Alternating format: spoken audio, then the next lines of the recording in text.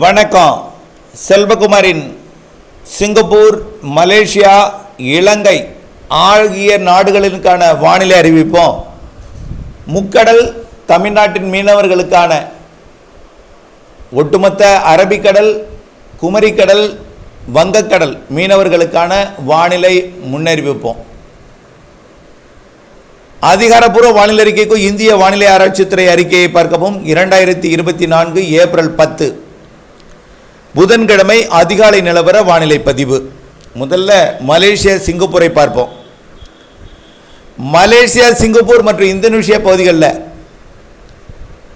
சூரியனின் குத்துக்கதிர் தொட்டது முதலே அனல் காற்று வீச தொடங்கியது. இப்பொழுது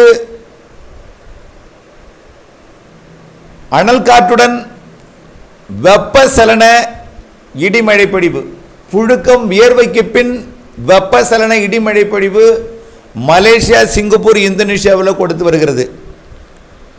இந்த ஆடியோ பதிவு செய்து கொண்டிருக்க இந்த ஏப்ரல் 10 புதன்கிழமை அதிகாலை நேரத்தில் கூட சிங்கப்பூரில் இடியுடன் கூடிய மழை, இடி மின்னல் அதிகமாக இருக்கிறது. இதை விட மலேசியாவோட மேற்கு பகுதி, அந்தமான் கடற்பகுதியை ஒட்டிய பகுதி மற்றும் இந்தோனேஷியாவோட சுமத்ரா தீவு பகுதி நல்ல ஒரு இடியுடன் கூடிய, இடி மின்னலுக்கு பஞ்சமில்லாத ஒரு இடிமழை. இந்த ஆண்டு ஏற்கனவே நாம் அறிவித்திருந்தோம் இடி அதிகமாக இருக்கும்னு. பஞ்சமில்லா இடியை மலேசியாவிலும் இந்தோனேஷியாவிலையும் சிங்கப்பூரில் ஒரு அடமான இடியுடன் கூடிய மழைப்பொழிவையும் கொடுத்து வருகிறது. மலேசியா, சிங்கப்பூர் மற்றும் இந்தோனேஷியா பகுதிகளுக்கு தொடர்ந்து எல்லா நாளுமே மழை தான். எந்த நேரமும் இடிமின்னல் மழை வரலாம், எந்த நேரமும் ஓய்ந்திருக்கலாம், எந்த நேரமும் வியர்வை புழுக்கம் கொடுத்து கொண்டிருக்கலாம். வரக்கூடிய நாட்கள் எல்லாமே வியர்வை, புழுக்கம், இடிமின்னல் மாறி மாறி கொடுத்து கொண்டிருக்கும். இடிமின்னல் மழை, ஆனால் எதுவும் பாதிக்காத மழை.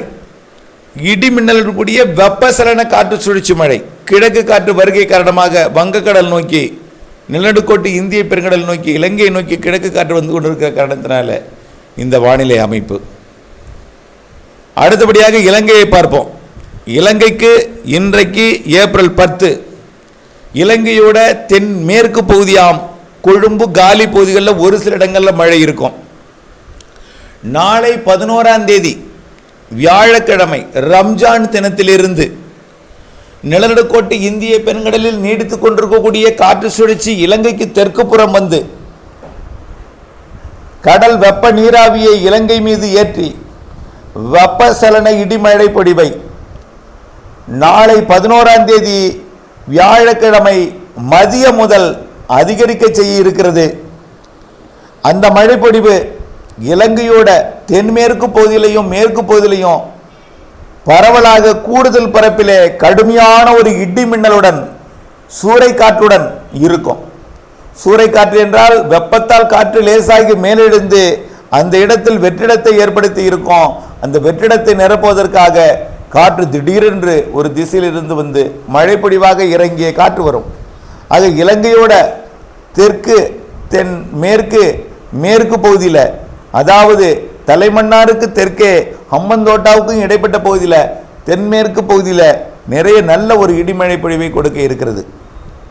அதே நேரத்தில் 11ஆம் தேதி மதியத்திற்கு பின் மாலை இரவில் யாழ்ப்பாணம், காங்கேசன்துறை உள்ளிட்ட பகுதிகளுக்கும், 12ஆம் தேதி கண்டிப்பாக 12ஆம் தேதி அதிகாலை யாழ்ப்பாணம், காங்கேசன்துறை, தலைமன்னார், மேலும் நெடுந்தீவு பகுதிகளுக்கும், முல்லைத்தீவு, திரிகோணமலை உள்ளிட்ட பகுதிகளுக்கும், வடக்கு கிழக்கு மாகாணங்களுக்கும், மத்திய மாகாணங்களுக்கும், தெற்கு தென்மேற்கு மாகாணங்களுக்கும் நல்ல ஒரு மழைப்பொழிவை 11ஆம் தேதி மதியத்திலிருந்து தொடங்கி விட்டு அவ்வப்பொழுது இடைவெளி விட்டு ஆங்காங்கே ஒதுக்கி ஒதுக்கி பெய்யும் இடத்தில் கனமழையாகவும் அருகே குறைவாகவும் பல இடங்களை ஒதுக்கியும் மழைப்பொழிவை கொடுத்து கொண்டே இருக்கும்.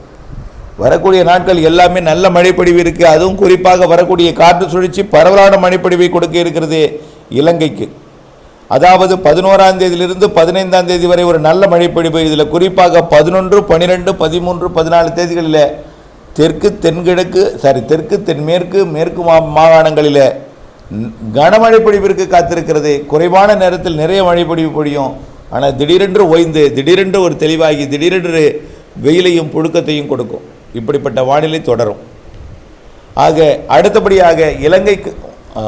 அடுத்தபடியாக தமிழ்நாட்டின் முக்கடல் மீனவர்களுக்காகவும்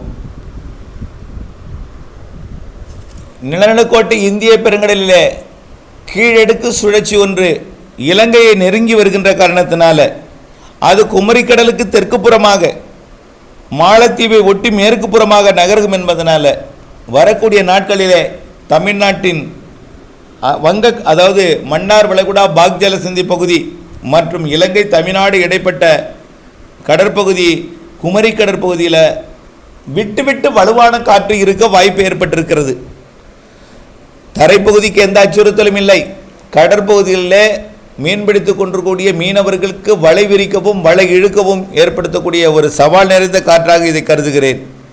இந்த காற்று இன்றைக்கே, அதாவது இந்த ஏப்ரல் 10ஆம் தேதியே மன்னார் வளைகுடாவிலையும் குமரிக்கடலையும் அவ்வப்பொழுது விட்டு விட்டு வீசும். சுமார் 40-35 கிலோமீட்டர் வேகம் கொண்ட இந்த காற்று கண்டிப்பாக துடுப்பு, பாய்மரப்படகு, சாதாரண படகு, எடை குறைந்த படகு, நாட்டு படகுகளுக்கு கடுமையான சவாலை ஏற்படுத்தும். ஆகையினால ஓரிரு நாட்கள் கண்டிப்பாக ஒரு 15ஆம் தேதி வரைக்கும் ஆகுது நீங்கள் கடலுக்குள் மீன்பிடிக்க செல்லாமல் இருக்கணும். குறிப்பாக மன்னார் வளைகுடா குமரி கடல் பகுதிகளுக்கு செல்லாமல் இருக்க கேட்டுக்கொள்கிறேன். பெரிய படகுக்கு சவால் இருக்கும். குமரி முனையில் வரக்கூடிய 11, 12, 13 தேதிகளில் விட்டு விட்டு காற்று இருக்கும். பெரிய படகு கூட சமாளித்து விடும் காற்றாக இருந்தாலும் சாதாரண துடுப்பு படகு, நாட்டு படகு, பிளாஸ்டிக் படகு போன்றவற்றிற்கு வலை விரிக்கவும் படகில் நின்று மீன்பிடிக்கவும் வலை இழுக்கவும் சவால் நிறைந்ததாக இருக்கும். கண்டிப்பாக விட்டு விட்டு வீசும் காற்று 35 - 45 கிலோமீட்டர் வேகம் கொண்டதாக குமரி கடல் பகுதியிலையும் மன்னார் வளைகுடா பகுதிகளிலையும் இலங்கை சுற்றுவட்டார கடற்பகுதிகளிலையும் இருக்கும். ஆகவே மீன்பிடித்தலில் சவால் இருக்கும் என்பதையும், கண்டிப்பாக எடை குறைந்த படகுகளுக்கு சவால் மிகுதியாக இருக்கும் என்பதையும் நினைவில் கொண்டு, பெரிய படகு கூட சவால் இருந்தாலும் சமாளித்து விடலாம் என்றாலும் திடீரென்று காற்று விட்டு வீசும் காற்று 45-50 கிலோமீட்டர் வேகத்தில் கூட குமரிக்கடலில் இருக்கலாம் என்பதையும் நினைவில் கொண்டு எச்சரிக்கையுடன் மீன்பிடிக்க வேண்டும். குறிப்பாக 11, 12, 13 தேதிகளில் குமரிக்கடல் பகுதிகளிலையும் மன்னார் வளைகுடா பகுதிகளிலையும் மிகுந்த எச்சரிக்கையுடன் மீன்பிடிக்கணும். விரைவில் இந்திய வானிலை ஆய்வு நிறுவனத்திலிருந்து முன்னெச்சரிக்கை, தடை எச்சரிக்கை எல்லாம் வரும் என்பதை தெரியப்படுத்த விரும்புகிறேன். தொடர்ந்து அப்டேட்ஸுடன் இணைந்திருந்து மாறுதல் அறிந்து திட்டமிட்ட பணி செய்து லாபம் அடைய அன்போடு கேட்டுக்கொள்கிறேன். நன்றி.